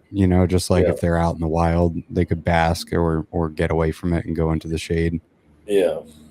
No, I've heard for sure. Uh, What in your opinion, like what's the average size of a Burmese python, like an adult Burmese python? Like how much bigger do you expect Fiona to get, or do you think that she's about full grown at 13 foot? no way. Yeah. I mean, it's all depending on how you feed the animal. Like, I feel like you could probably feed a berm, and as long as you're feeding it something the width, you know, the size of the width of its body, at least every 2 to 3 weeks, or even every 4 to 5 weeks, once it hits a certain size, once it hits 45 pounds, as long as you're feeding it something the width of its body every once a month even, and it's not losing any weight. If your snake's not losing any weight and it's continuing to gain weight slowly, you can keep them small for probably even like 15 years until it were to get this size. I mean, I don't have too much experience to answer that question, but I mean, the berms I've seen are all like big berms I've seen max out at like 150 or 160 pounds. That's so insane. And that's not even like max out, like, because retics and Jeez. berms and green anacondas, they never really stop growing. Like, they're always Yeah. going to continue to put on weight and put on, maybe not length, but for the most part, if you continue to feed that animal, it's going to continue to grow. But the biggest berm I've personally seen was maybe 13 or 14 years old, 15 or 16 feet, and yeah, like 145, 155 pounds. Jeez. Um, it's easy to get these things overweight though too. Like, you don't want to just pound it with food to like make these, a big fat snake, because you can do that and have a 200-pound berm. Um, like the Burmese python at Prehistoric Pets that Jay Brewer's always taking pictures of is 100% overweight. That snake's like 250 pounds, and people are always like, "Have you seen the giant berm that at Prehistoric Pets?" And it just looks terrible, honestly, to me. But I hate it when they look like they're melting, like they look like a melting block of cheese. It's so gross. yeah, like it's literally just, yeah, like puffy and fat, and it's like, Yeah. what are you doing? But I think, yeah, a berm could definitely get over 200 pounds, fed properly and with enough space. There's quite a few people in Germany that keep Burmese pythons, and Italy, and kind of spread out throughout Europe. And I've seen some really big, healthy looking berms over there. Um, So there's a that's the key, right? Is big but healthy, big but not overweight, Yeah, like what they would look like being out in nature. yeah, exactly. I just fed this girl an 8-pound rabbit like a little less than 2 weeks ago, and I'm going out of town at the end of September, and I'll be back October 4th. And I'm not even going to feed her till I get back Yeah. because she's so big, and an 8-pound rabbit is more than enough for 5-6 weeks for her to tide herself over, and she's only going to eat for a couple more months before I take her off food to breed her again. But yeah, I forgot what the original question was. I'm sorry. We were just talking about how big they get. I Yeah. mean, what to expect, and I mean, so long term, what's an enclosure for Fiona going to look like? I mean, I feel like 8 foot by 4 foot by 2 or 3 feet is pretty good. I mean, we're gonna have to see as we go, but ultimately, I would love to have 10 foot enclosures or even 12-foot enclosures. Mm-hmm. And that's kind of when I go towards the more naturalistic route, or just want to have things more grown out. But I mean, we're talking, $3,000 to $5,000 per enclosure when you're getting to 10, 12 feet in length. Yeah. So it's a lot, but it's definitely something I'd like to do for at least 5 to 10 of my females.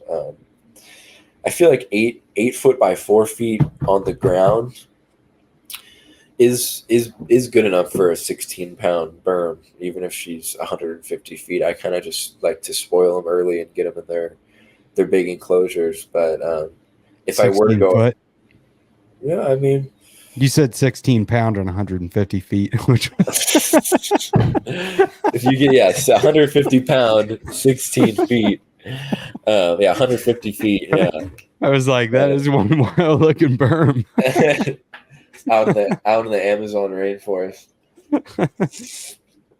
But yeah, I feel like these enclosures are big enough for an adult Burmese python for sure.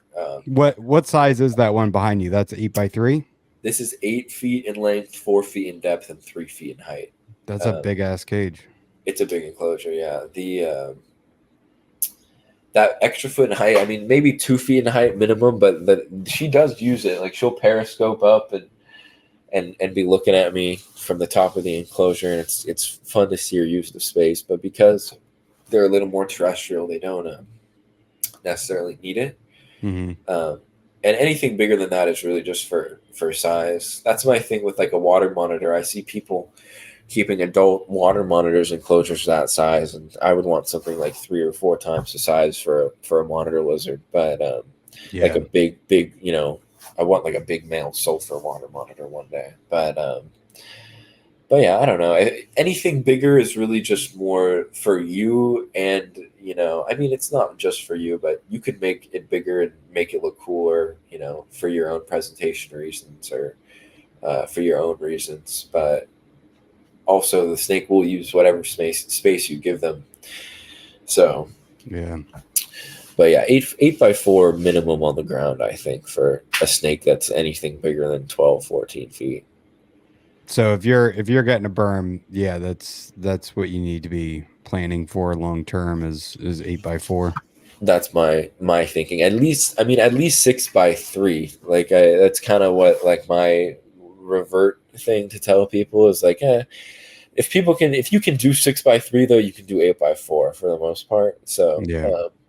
But I tell people like you're gonna need at least a 6 foot by 3 foot enclosure. I mean, even if it was 6 foot by 4 foot, that wouldn't be too much smaller than 8 foot by 4 foot. There's a lot of floor space in that 4 feet in depth.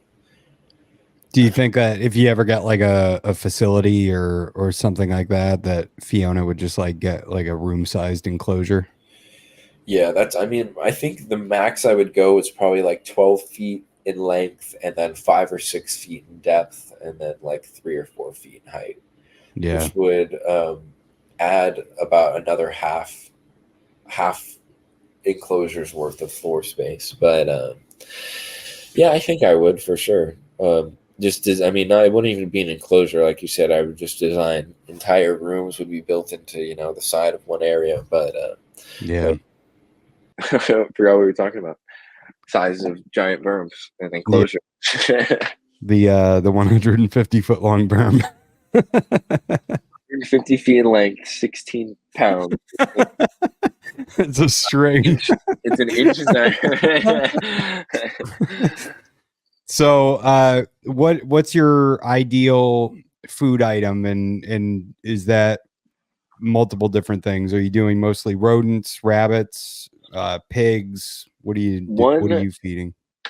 One thing I'm really glad I started before I bought all my berms. I think I started like right after I got Fiona. So I only had like 2 berms at the time, but I kind of knew how hard I was going to dive into this. I got rabbits from this guy on Craigslist, and I started breeding rabbits. Now I have 6 female adults and 2 male adult rabbits, and I'm producing like 30 to 50 rabbits a month. It's a Wow. lot of rabbits, yeah. But yeah, the rabbits are kind of leaning towards now my main source of protein for them, because I have my whole freezer stocked with 4 or 5 pound rabbits, and now I'm able to kind of feed the rabbits that are just like a pound, or 8, 9 ounces, or I could feed a 1 point. I have lots of variety of size now with the rabbits, so I'm more towards 100% doing just rabbits, but I have been doing rats too quite a bit for. I mean, even the hatchlings, they can't take like a rabbit that's just born. A rabbit kit is too big for a hatchling berm. So like they're still gonna need hatchlings are still always gonna need like pinky rats or small mice, but at least for the first couple weeks to months of their life. But yeah, it's pretty much a mix between rats and rabbits. Everything that's bigger is on rabbits, and everything that is still in the like. Just got another 150 large rats actually the other day, but yeah, I mean it's mostly rabbits, but kind of 50-50 with rabbits and rats, because I have been raising juvenile berms up, and I just wanted to have a lot of food on hand. So I have been feeding rats as well, because you can have 30 baby rabbits, but and then there'll be a half a pound in 3 weeks, and then you pretty much have just 30 large rat sized prey items, but then you don't have any, if you cull all your rabbits, they're not gonna you won't have any big rabbits. Yeah. So I've kind of just been raising up my larger rabbits, and then using rats instead of smaller rabbits. But now that I have so many, rats, and it's more towards just rabbits of all different sizes right now. All right, I want to hear more about producing rabbits. Did you say you're doing that? I do it all myself. Yeah. Holy shit. Where are you keeping these rabbits, and how many rabbits do you have? So I have 8 adult rabbits. I had them all here, but when I moved all my reptiles to the other space that I keep them, it was all because like I can't have animals here because I rent. So I was like, I don't want them to pop their head around the side of my house, and these rabbits are shitting 20 pounds of poop every single day. So it's like they pop their head around and see like a whole rabbit breeding operation. I didn't want that to happen, so I moved them behind the garage where I keep all my berms over there. And yeah, I have 6 females and 2 males. I could probably have 7 females and 1 male, but I kind of just have 2 just in case. And it's really easy. They breed like rabbits. It's you literally put them together and they just go. And sometimes the female's not like susceptible to the male, so you have to maybe try a couple different days in a row until the female wants to. But it's really easy for the most part. It's all done outside. The biggest upkeep is their poop. Like I feed 50 pounds a week pretty much of rabbit pellets. Holy Maybe crap. yeah, maybe 35, sometimes a little less, depending on how many babies there are. There's 40 babies I'm raising up. It's like it's sometimes more than a 50-pound bag in a week. But yeah, you just feed them, and then their poop. My brother built all their cages, and the What are poop the just cages drops. like? Give me some dimensions. They're made all out of 2x4s, and then the bottom has 1/2 inch by 1 inch like galvanized wire on the bottom, so the poop just falls right through to the ground. Each cage is 2 foot by 2 foot by 2 foot. Um, so they don't have a crazy amount of space, but it's just, it's enough space for a rabbit to live and breed. But yeah, so 8 of those 2 by 2 by 2 cages. It's like 3 separate increments. One is 2 of them, one's 4 of them all together, and then one's another 2 of them. And yeah, it's a lot with the poop kinda, but I like it way more than rats. Like, I have so much respect for people that do rats because it's too much to smell for me. It's way too much. Yeah. Uh, Doing the rabbits outside is nice. The only thing that smells bad is their urine, and it's still not that bad. Like, their poop, it really just smells like hay, and you go back there and it's kind of like you're in a horse stable. Mhm. It's not that bad. It's like makes me feel like a farmer. I'm like, yeah, get my day's work sweeping rabbit poop, and You literally are a farmer. literally, yeah, farm Burmese pythons and rabbits. Yeah. But So no, it's so are all rabbits separated, or are they communally together? everything is separated. The males will screw each other up if you keep them together. They will screw each other up. I learned that lesson the hard way. Nothing killed itself or each other, but yeah, I had, the males will screw up each other. And if you were to like leave a male with a female together, like for an extended period of time, the female could really screw up the male too.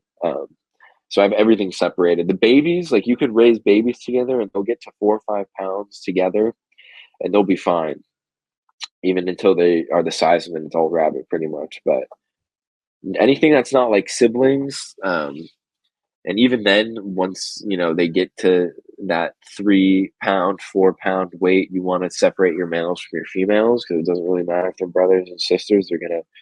They're gonna breed like rabbits. Mhm. But yeah, but yeah. What So was it? so they're all separated, right? So you take the male and you put the male in with the female. They do their thing. How long are they together for? Sometimes up to an hour, depending on how susceptible the female is. She has to raise her like back end up. If she doesn't want to raise up her back end, the male can't really do anything. He's gonna still, you know, do everything he can, but he's not gonna be able to Yeah. get it in if the female doesn't want to. Okay. So there's that. That's kind of why I have 2 males, so I could breed 2 females at a time, and if they're not susceptible, I can try 2 different females the next day and then go back to them the following. Um, How long do the babies nurse for? the babies will nurse for 6 weeks if you let them. They don't need to. They really only need their mom's milk their first 4 weeks of life, 4.5 weeks of life. Once they're 30, 32 days old, they can be 100% on hay and pellets, but they'll still nurse from their mom if you leave them with their mom for a while, even till they're up to 1.5 pounds, like 6, 7 weeks in age. They'll continue to try nursing from the mom, and then you've got 7 big rabbits that are half the size of her in there trying to nurse for her. But that's why I always just put the pretty much after they're weaned, I separate them into their own like grow up thing.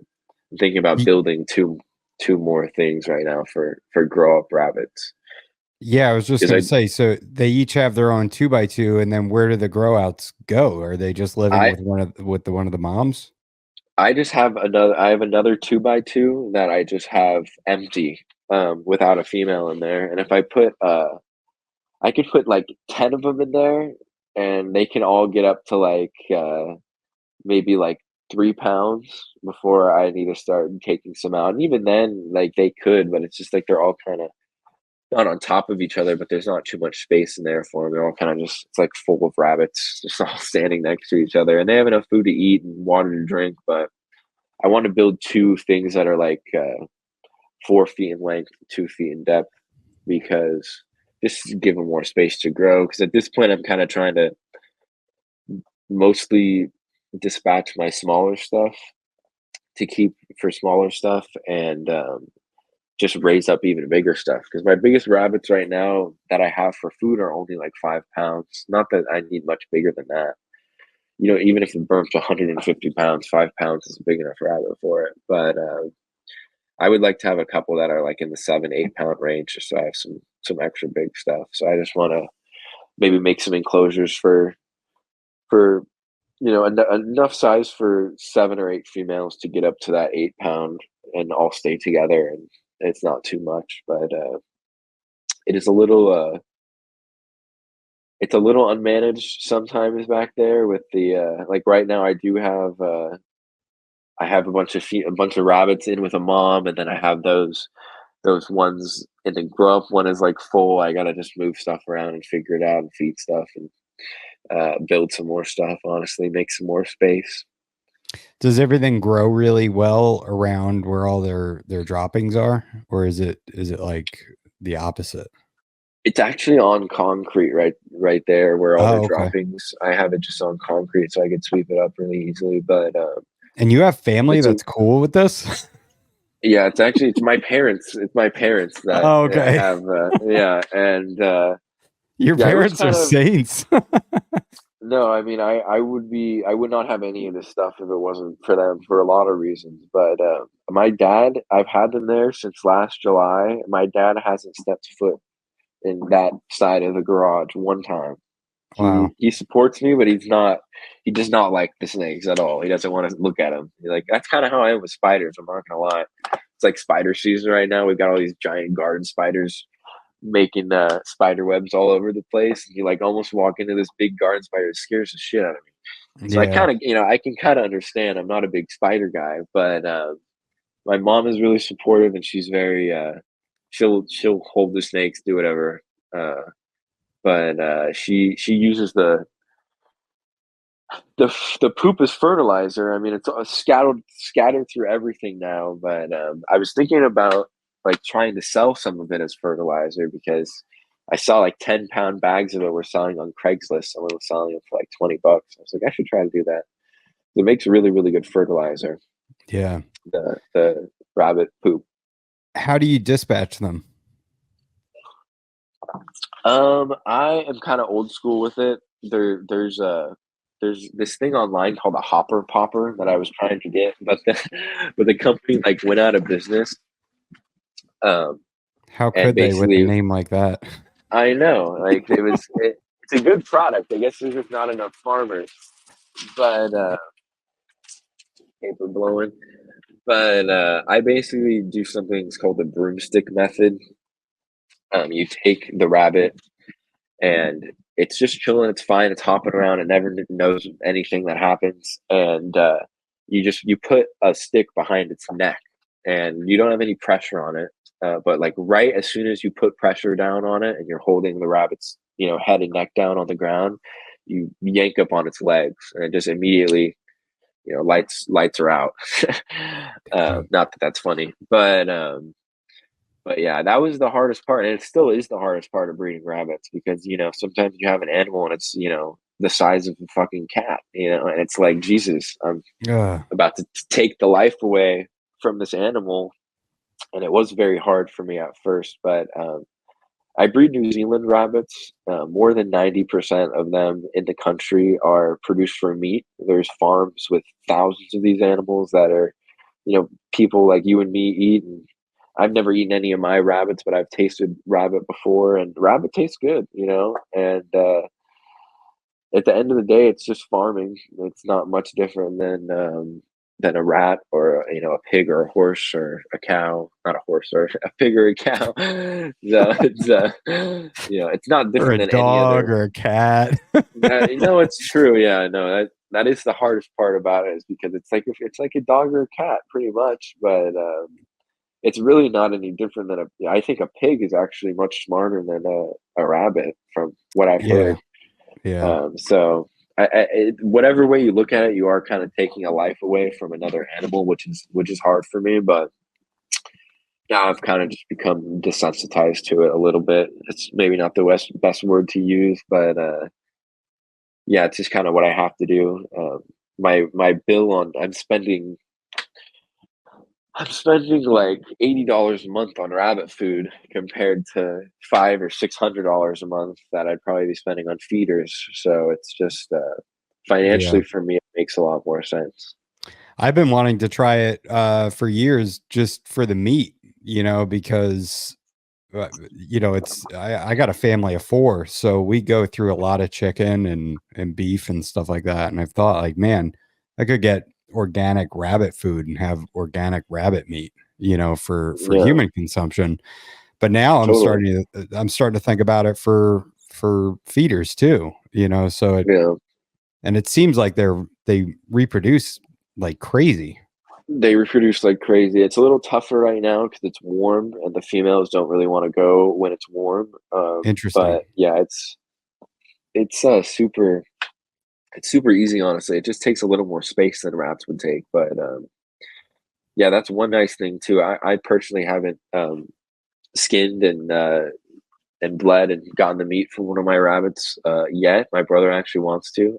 He hunts a little bit, but and it would taste just as good. That's one cool thing. Is like all these rabbits I'm feeding my snakes, I could eat myself too. But yeah, I mean, if I'm producing 30 pounds a month or 30 rabbits a month and then getting them up to 4 pounds each, I potentially could be producing like 120 pounds of rabbit meat. That's nuts. Yeah. Yeah. I mean, If deboned, you're going to anything, lose a lot of it, but totally. Yeah. I mean, you're probably getting a pound and a half of good meat off a 4 pound rabbit, if that. But yeah. even then, like my family, if something were to ever happen, we would have enough rabbit meat to support ourselves and the four, me, my mom, my dad, and my brother. There was a crazy off grid. We would only have to worry about water. We Yeah. got food covered. But The that's one nice thing about it. Yeah, I'm surprised you haven't tried the meat yet, because from what I've heard too, actually from what I've witnessed, they you skin them like it's like taking a sock off.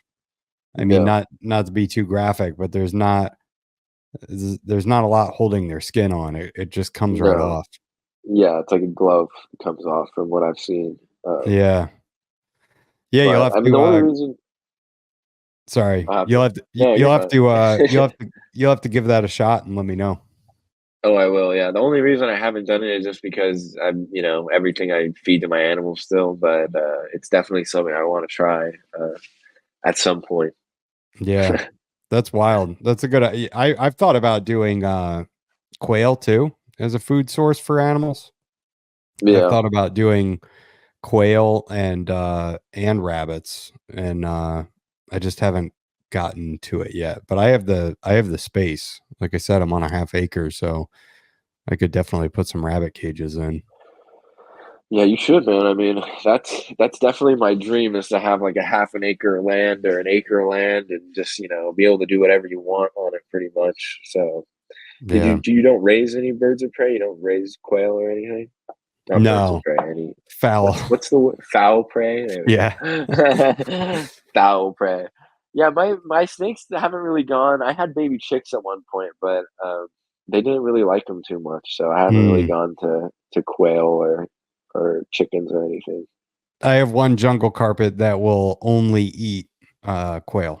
That's all he wants. Mm. So that's kind of what made me think maybe I should start breeding these. But I they're heard it's really not not. expensive either. So Yeah, it's not too hard. I don't think. yeah, It's just a matter of. I mean, I think they incubate the eggs themselves, the quail eggs, or do you do that if you're breeding I quail? I have don't even. no idea. I have no idea. I Yeah, haven't even looked into it. yeah, I'm not. That's what's cool about the rabbits is, they do everything. They're all Yeah, automated. You just got to feed them and water them. yeah, it's nice, and they smell really good. That's one nice thing. Like I can pick up any one of my rabbits, and rub it on my face. Yeah. They literally, it's like they groom themselves, and Yeah. they don't smell at all. They smell really good, actually, like like a cat would. So, Yeah. yeah, I don't know. That's one thing that I've really come to like about them is they're like clean animals. Even their their feces is like not very harmful bacteria wise to humans, from what I've heard. Mm. It's like called the cold bacteria, and it's just not as deadly as like something else would be if it were for some reason ingested. Not that I wish, Yeah. but it's just not as dangerous as like some other animal poop can be to us, and like the bacteria levels are lower from what I've Yeah. researched. Similar to elephant. I know I've seen Bear Grylls eat rabbit poop. I'm positive. I'm Oh my positive. goodness, that's crazy. Yeah, that's something I got to look into. I got to see if there's somebody. So did you just found like a local guy that was selling rabbits and I got really lucky there, and I kind of feel bad about it because I didn't tell him what I was using them for. But like this guy oh had pet shit. rabbits. I still he actually still hits me up sometimes because and now I just take them and I just dispatch them all. But he had like 30 rabbits in his backyard, and I started with Holy like shit. 4. Yeah, like if you have these rabbits and you just let them go in your backyard, they will like multiply like crazy, and they dig burrows in the ground. That's why you have to keep them in cages. But if you were to like keep them in your backyard with dirt, like it'll turn into a rabbit colony. That's pretty much what happened to this guy. And Whoa. yeah, and I got like 2 females and 2 males, and then like a couple weeks later, he was like, "You could come get as many as you want if you're gonna take care of them." And I was like, "Okay," like, and I just I'm gonna take real yeah. good care of these ones. Yeah, exactly. That is one, I felt bad about that, but people are charging $40 for rabbits, for adult rabbits on Craigslist, sometimes even more. So I got like 35 rabbits from this guy for free, and then kind of just I expanded my like the females on my own. I just held back all the females from one litter, and Mm, raised them up now, so they're a little younger and they'll breed for a little longer. Whereas I were to just start breeding like a 2-year-old, I don't really know how many good years she'd have. But yeah, it just kind of expanded from there. I got really lucky with that guy. I think I paid him $10 each for 4 rabbits in the beginning. I paid him like $40, and then he was like, "You know what? If you want to take them and give them a good home, you could take them all." And I was just like, "Okay." oh And no. he still texts me sometimes, and he's like, "There's more rabbits. Like, do you want to come get them?" And I'm just like, "Yeah, sure." Oh, that poor guy.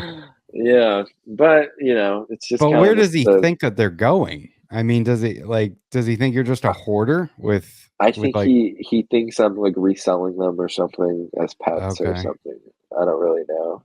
Oh man, that's kind of And the dark. be yeah, in the beginning, I think he thought I was just taking care of them all, and I think he still definitely has no idea. But yeah, it's a little white lie that I told to kind of get a one up and head start in the rabbit breeding world, Yeah. I guess you could say. Wow. That's pretty wild that they take off and they breed that quickly. Like if you keep them outside of a pen, that's bananas. Ye- Yeah, they dig like big burrows and have these like little caverns under the dirt even. Like they're What like the little hell? homes. It's crazy. Like they dig little caves. It's crazy if you look it up.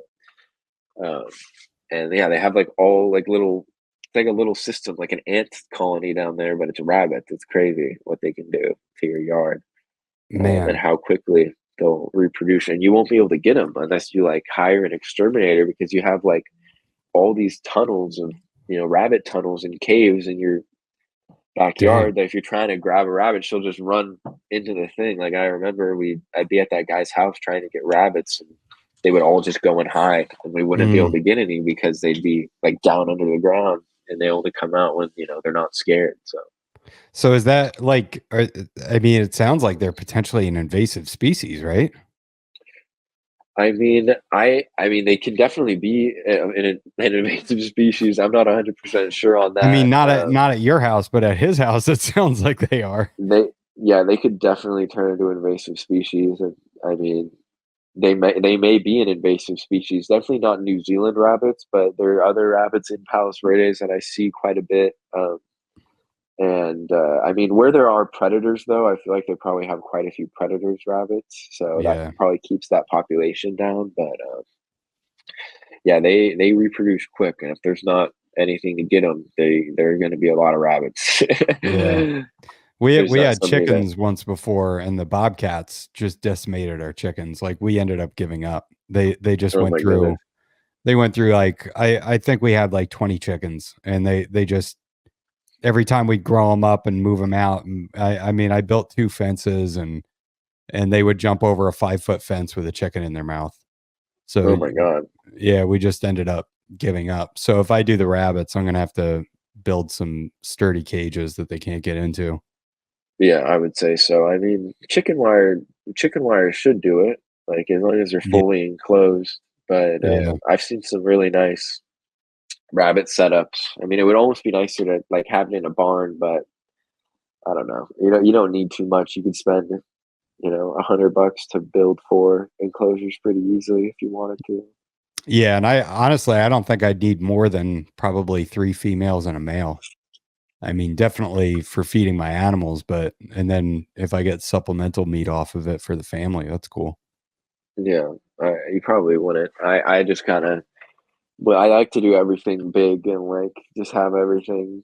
I want to Yeah, always have rabbits, so it's it can be frustrating when your 3 females don't really want to breed, but then you got other females that were bred already, and you just kind of constant with the rabbits, which is nice yeah, having a lot of them.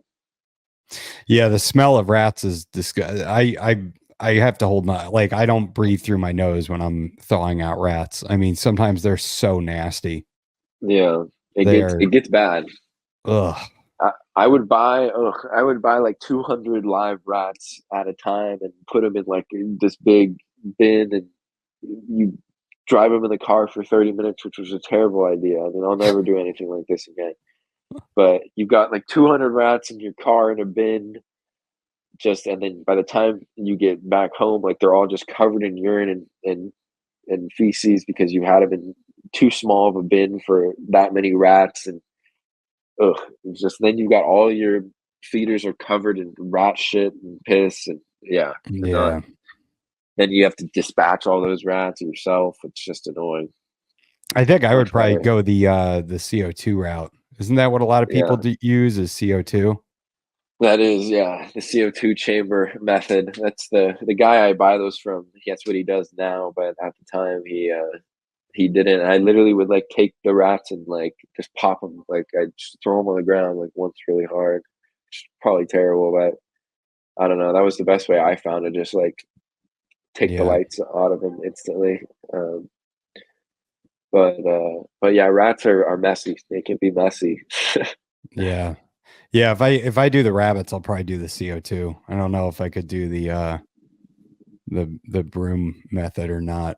I don't know. Yeah, Like you said, though you get habituated to it and you get used to the it's honestly so quick. Like I've been able to do it now. I can do it so quickly that it's just easy. But even then, like I'll do it very quickly, and then I put the rabbit in a bin and I walk away. Like I don't want to Mm, look because the rabbit, like it's done right when you snap its neck. It's done. The lights are off. There's no brainstem or thinking going on in the rabbit's head, but it still kind of flails around for a second, and that I yeah. just can't. I can't look at that. It's not fun to see at Yeah. all. Yeah, that's rough. Yeah. All right, man. Well, it was good talking to you, and I got to learn a bunch about keeping rabbits too. Yeah, it was great to talk to you. It's my first reptile podcast. I've only really been doing this for just over, a year seriously. So it's I've got lots of more experience. I feel like I'm still the idiot here, not the expert. But Well, I so really I mean, appreciate you. what's your long term goal? Like, what do you want to be the king of Burmese pythons? I kind of want to be like Bob Clark for Burmese Python. Yeah, that's kind of my thinking. But at the end of the day, I just want to take good care of my snakes and be happy, and just do what I like to do. I'm not really trying to follow in anybody's specific footsteps. I'd say Brian Barczyk was like my biggest inspiration, and Sure. just doing what you love, and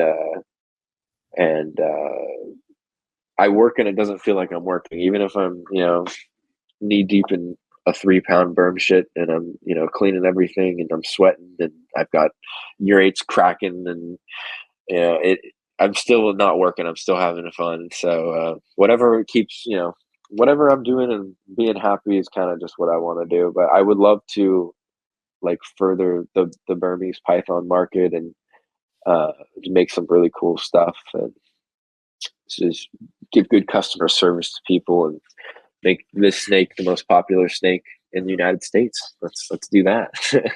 Hell yeah. All If right, you want man. something big, they're the best. But yeah. Yeah. All right, man. I appreciate it. Thank you for Yeah, coming of on. course, brother. Yeah, have a great one. Good talking to you.